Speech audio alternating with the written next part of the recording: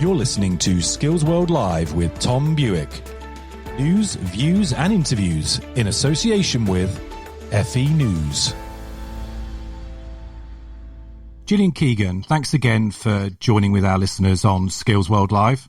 Oh, it's a pleasure to be here. Thanks for inviting me. We're focusing on the adult skills agenda on the show tonight, but can I ask you about a couple of things that have made the headlines recently in your area? Last week, a press release went out from your department suggesting that FE and colleges would benefit from a share of a £1 billion catch-up and tutoring scheme, only to discover a couple of hours later that they were being excluded from this vital financial support. What happened? Well, I mean, obviously everything's happening in super quick time, but, I think it's clear that the initial focus was really on the schools, and that's because we've had much more challenge, obviously, with schools in terms of online learning, and the picture's a bit more mixed. Whereas, in the FE sector, for sure, they've done an amazing job of still trying to deliver as much learning as possible online, and probably at the standout sector with that regard. So I think, there was a bit of discussions and confusion, but the initial focus was on schools. But we do recognise very much so that there is a need for the sector. In particular, colleges have been right to highlight to me the concern they have for the cohort that are going to join in September. Particularly those that, have missed out on their last 6 months of school, and in particular, those ones that have, just completed their GCSEs. We know we have a challenge with every new cohort with English and maths for some young people, and that is not going to have got better. It's actually probably amplified that challenge. So we are still focused on, we understand and recognise that need, and we are still focused on trying to come up with something for the sector. And when you say come up with something for the sector, because I think, as you say, Minister, I mean, it's nothing new about confusion between government departments, but I suppose, the way obviously that news came out and then was changed, it kind of gives the impression that FE, already feeling a bit bruised, that it's the neglected middle child in the education system, squeezed between schools and universities, that sort of sense that once again they've kind of fallen on the wrong side of the justice scales. But I hear from what you're saying that actually it's all about what could happen in the future as well, with things like the spending review with the Treasury.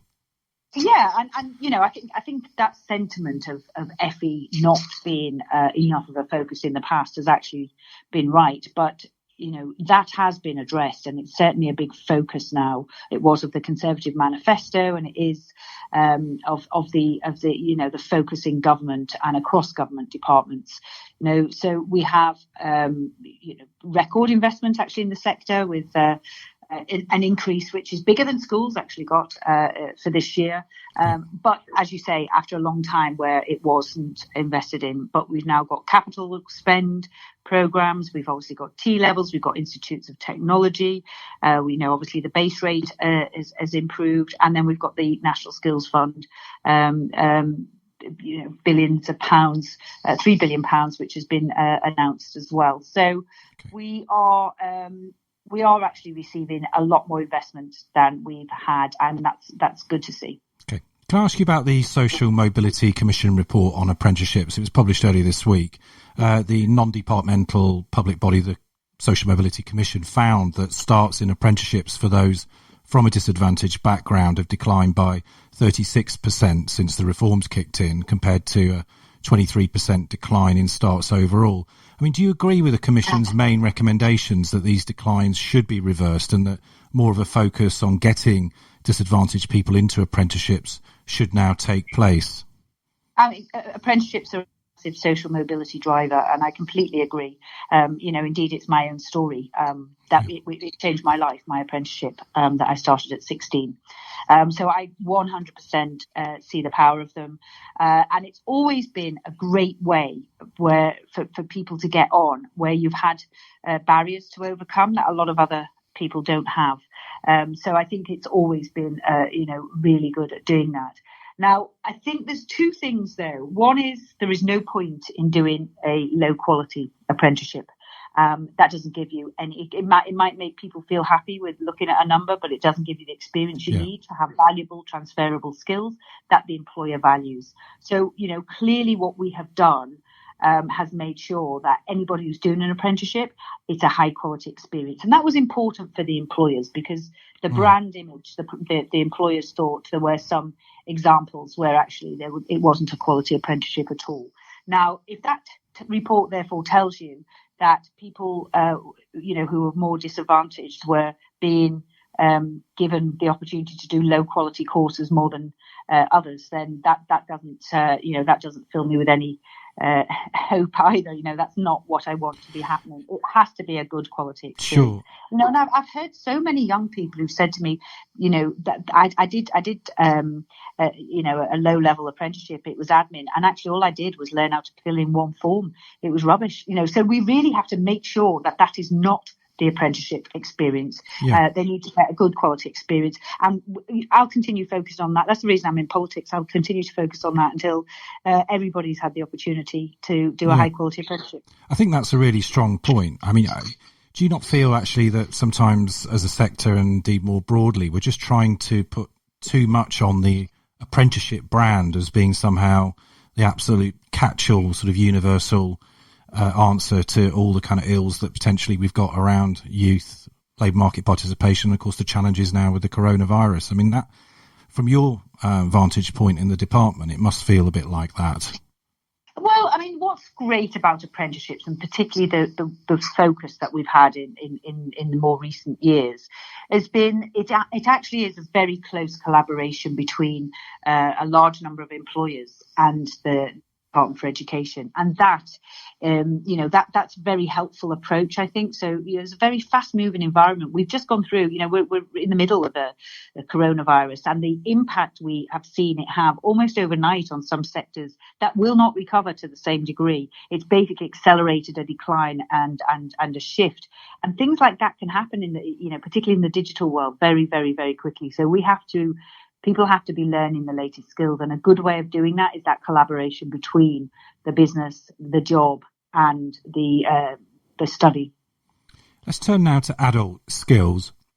I mean, it's no secret in the sector that the adult education budget did take a bit of a bashing during the austerity years. I mean, something like 40% was chopped off that budget.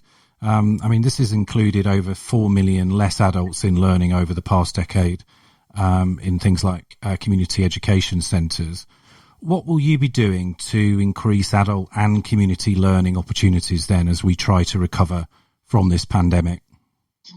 I think we've so there's a couple of things. The first is we've kind of had a more focused approach. So really, it's been very much focused on level 2 English and maths. Yeah. And we've added digital skills. That's going to be available now as of August.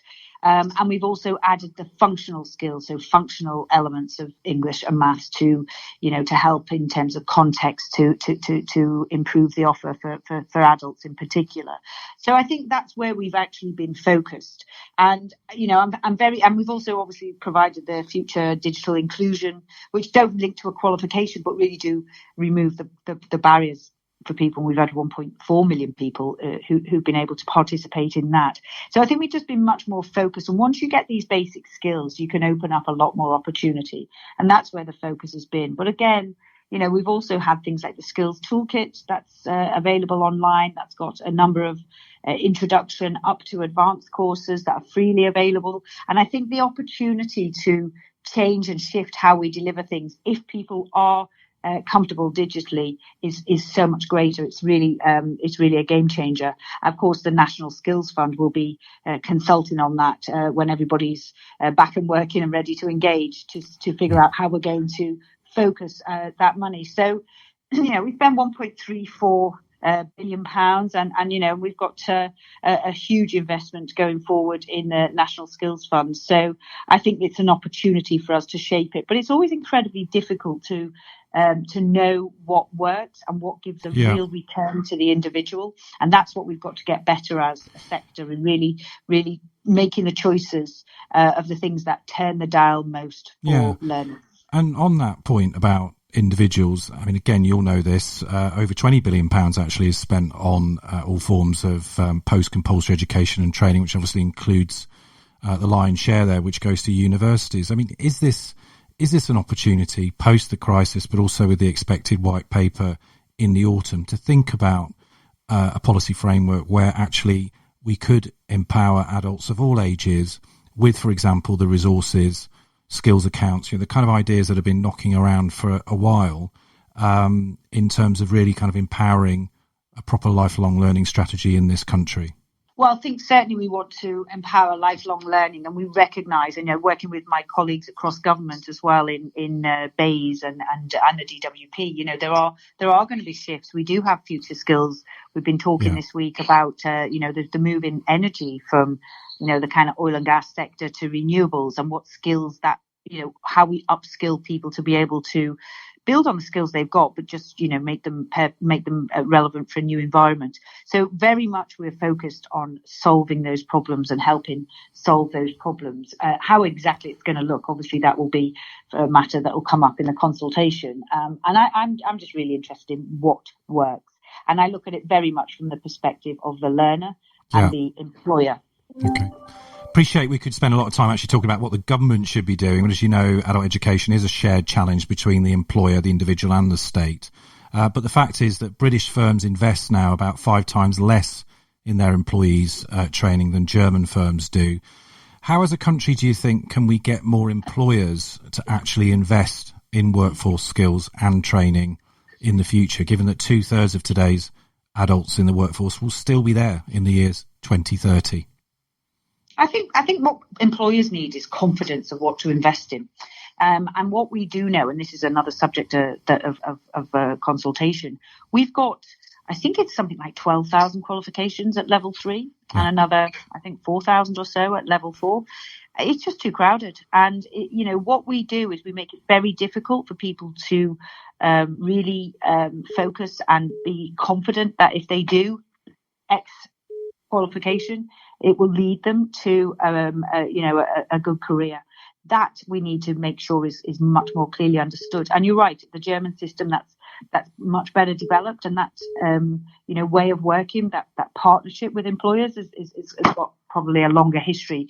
I feel very confident though, if you look at the work that's been done with T-levels, if you look at the collaboration and the improvements in quality of apprenticeships and all that work and now we've got the skills and productivity boards as well coming on stream. So I do feel very confident that we've got all the solid foundations to really build that.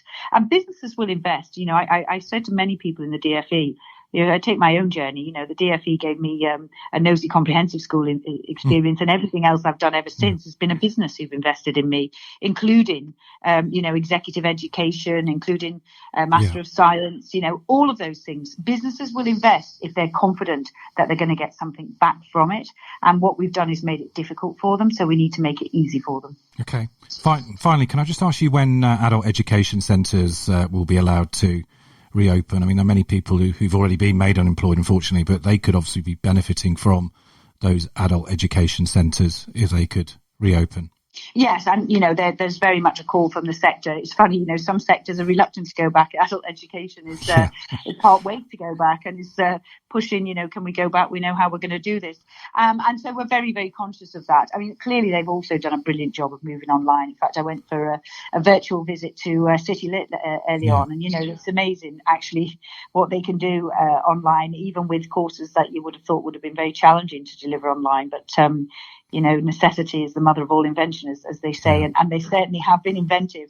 So I think, we're very conscious of that. The challenge, and I'll be very honest, the challenge is really about the public transport systems. Right. And, if effectively, obviously we're trying to get people to go back to work, that absolutely need to get back into the workplace. We're trying to get young people back to school and colleges back and all of that. And the challenge is just really the bottleneck is around, a lot of the bottlenecks are around public transport. So that's really, sometimes the policies, looking from it, you might think, well, if I can go here, why can't I go there? The problem is just how everybody gets there. So that's kind of what the government's wrestling with. And of course, they'll follow the medical evidence and science, and they're keeping under review all kinds of things like, to make things easier. And, I hope we can get, more flexibilities for more people to go back, in the near future. Right now, there's flexibility for those up to the age of 19 to be able to get some access to face-to-face. But clearly, everybody, as you say, is very keen to get back online. But things like the skills toolkit, have been an amazing success. And I think it is because a lot of people are at home, and their thirst for knowledge and learning, their understanding that they're going to need to, have the skills to offer to the workplace is still there. So as soon as we possibly can, we will get the sector back. And as I say, it's a very different problem some of my colleagues are wrestling with, which is actually that they can't wait to go back. Thanks for joining this online community radio station, which came about as a result of the crisis. Gillian Keegan, Minister for Apprenticeships and Skills in England, thanks again for sharing your time with us today. Thanks very much. Thank you. Subscribe to Skills World Live at fenews.co.uk/Skills World.